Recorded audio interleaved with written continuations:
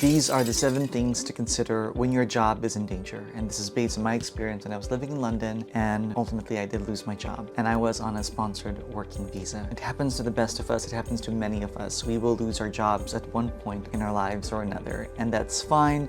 You will cope, we will cope, and it does work out in the end. By the way, watch till the end of the video for the most important financial emergency strategy that no one talks about, but it really helps a lot to keep buoyant during the storm, okay? So in the 7 considerations, there's actually just 2, or at least the 2 most important ones, which I'll start first, and then the rest are consolation considerations. First one, the most important one, is the big picture.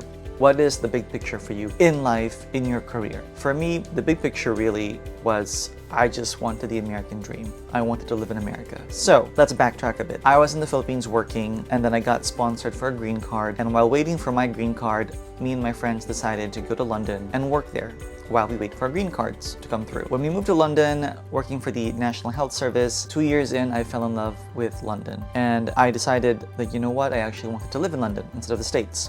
So I gave myself one condition, and that is to find a job that pays almost, if not equal, to what I would be earning in the States.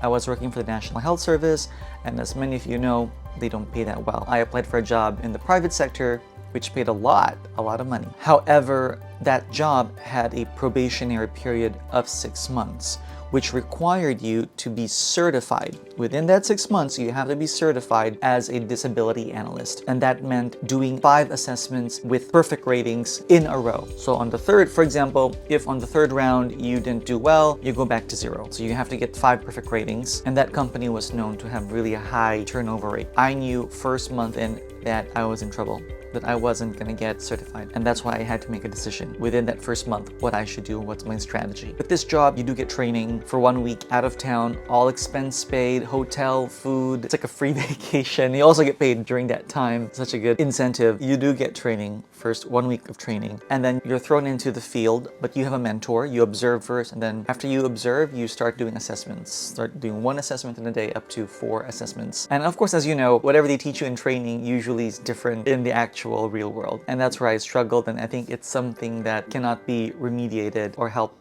with training. But anywho, back to the point. I had to find a job that paid well if I wanted to stay in the UK and forego my green card. So I found this job, but I was struggling. First month in, I knew, oh my God, this is not gonna work out. What am I gonna do? So and remember, I am on a working visa. At the end of 6 months, if I don't get certified and I get let go, I lose my visa sponsorship. Now, what's the worst that could happen? The big picture was the US. Then it's fine. I leave the UK, I go back home to the Philippines, and I wait. However, I've already spent over 3 years of my life in the UK, and I would love to get the UK passport, which I was just like about 2.5 years shy of that. So I decided, you know what, I would like to continue staying in the UK while I wait for my green card. Like, let's say, okay, fine, this didn't work out. I'm gonna pursue my US green card. I'm gonna move to the States. But while waiting for my green card, because I've already started accumulating the years of working in the UK, I would like to be in the running to getting a UK passport. So it didn't matter what job I would get if I found another job, because there were no other jobs that paid as good as what that current job was paying. So I decided we have nothing to lose. We have our US green card application going for us. It's fine. Just continue, carry on, and see how it goes. So that was a big picture for me. The next consideration,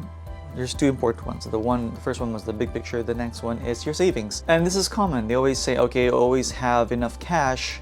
Your emergency fund should be enough cash to pay for 6 months worth of expenses or 6 months worth of salary or income. And that's fine for people who earn a lot of money. But for those, especially, in my case, I wasn't earning as much and I wasn't as frugal. So I did not have that amount of savings.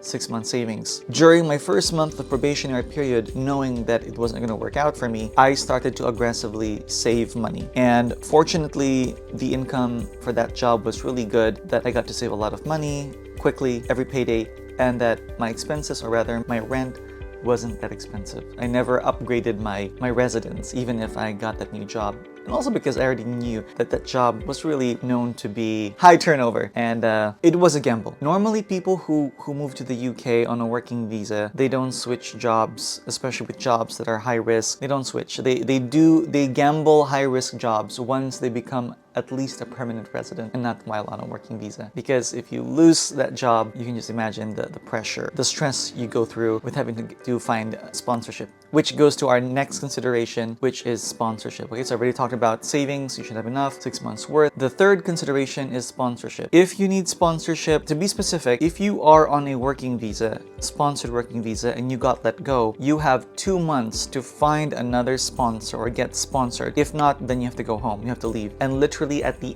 end of that 2 months, you have to be out of the country. But to be more specific, it's actually 2 months from when you receive notice from the home office. That could be either through mail or email, but once you receive that notice that you have 2 months to leave the country, that's when your timer starts. I was so stressed every day. Each time I would go to the mail room, every time I would check my email, I would check the spam folder in case I would receive notification or email from the home office. And because of that, now of course it's not the end of the world. If I don't get sponsorship by the end of that 2 months, that's fine. I would go home to the Philippines. I would still be able to move to the States anyways with my green card. However, I still wanted to be in the running for getting a UK passport. Meaning, yes, I will still move to the States, but can I still continue to wait for my green card in the UK? That was what I really wanted to happen. So I didn't want to waste my years already of working in the UK. Also, with regard to sponsorship, because you're looking for sponsorship, employers can take advantage of that. And we go to the next consideration, which is pay. If you want to be picky for pay, the leverage should be on your side. If employers know that you are unemployed and you are looking for sponsorship, chances are they will offer you the lowest rates. And of course, you won't have the luxury of finding work or taking your time and finding the right or the best employer. So even if I didn't receive notice yet, I just wanted to get sponsored as soon as. I applied for so many jobs, facilities. I got 3 responses back, 3 invitations for an interview, which I went to, and I had to decide from the 3 of them. They weren't paying the best, but I chose the best that was available to me. The employer did not pay for sponsorship. However, they did agree to loan me the money to pay for the visa processing with 0% interest and to be deducted from my salary staggeredly. So I was happy with that. Next is paid leave. Another consideration is paid leave. Before I started this work, I already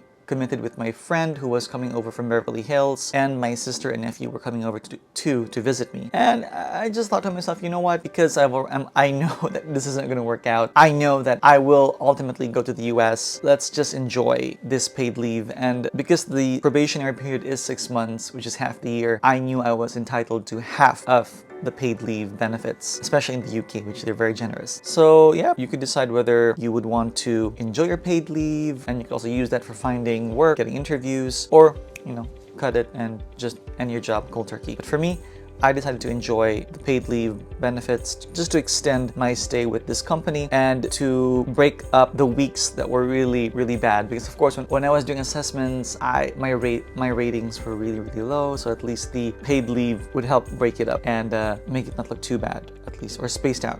Or at least it just bought me more time. It bought me more time, I enjoyed myself, and why not? Next consideration is garden leave. One of the things too that helped me confidently decide on, let's just finish this probationary period and see how it goes, is that with my job, or with that job, it had benefit of, like, if they let you go, they will give you 1 month worth of salary. Meaning when I was let go, I didn't have to worry that I didn't have income for a month, or I didn't have income from a new source for a month, because I had 1 month worth of income that I could expect. So that was helpful. And for some companies, depends on your tenure, the longer you work with them, some would even give you like 6 months worth of salary. But they will not give you that if you are the one who resigned. So that's why I said, no, I'm not gonna quit. If you want to get rid of me, you're gonna have to make that decision while you give me the benefits too, such as the garden leave, which I appreciate. And of course, finally, the last consideration is paid training. Now, there is training at the beginning of the probationary period, and if you're struggling, they are willing to train you again. And I thought to myself, you know what? That is a 1 week all expense paid vacation. Why not? So I opted for that paid training again. Did it help? I mean, it's helpful that I had first-hand experience with the assessments, and then I knew what to ask help for with trainers. But the thing is, you also have a mentor during your probationary period. And that's why I felt like, you know what I needed help with can't be taught. It's just maybe I type too slow, I process things too slow. Maybe the job just wasn't for me, and I think that's what happened. Now, for the most important financial strategy, emergencies financial strategy, is building your credit. People don't talk about this. Yes, you have to save cash, but here's the thing. Cash is limited to how much you actually have. And when things go bad, when things go south, to me, you would want to protect your cash because there are some payments that only accept cash payments, such as rent and mortgages. They only accept cash payments and not credit. So for me, when things go bad, I would rather protect my cash and use credit and then go from there. And I know that there are interest rates, yeah, when you use credit, but if the interest rates are not that bad, I'd rather pay interest, monthly interest, than to use up all my cash. And I anticipate that I will be able to find work. Once I find work, I could then pay off whatever I've used or borrowed. So what you could do, what I would recommend really, and what I did too, when I knew that that this job wasn't going to work out, was I started requesting for an increase in credit limit, which you should do even before you need it. You should start requesting a credit limit increase at least every 6 months, especially when your income has increased. This doesn't only help you during an emergency, but also helps you with your credit score. A higher credit limit, and especially if you don't use it as much, decreases your utilization, which is very good for your credit score. And apply for other credit cards, especially with better rates and waived fees. That is very important. It's helpful. It keeps you buoyant. It protects your cash. So these are my 7 considerations. I'm sure that it has helped me. Here I am in New York, and I hope it'll help you too. If you want more tips and the vibe, like and subscribe. Good luck and happy holidays.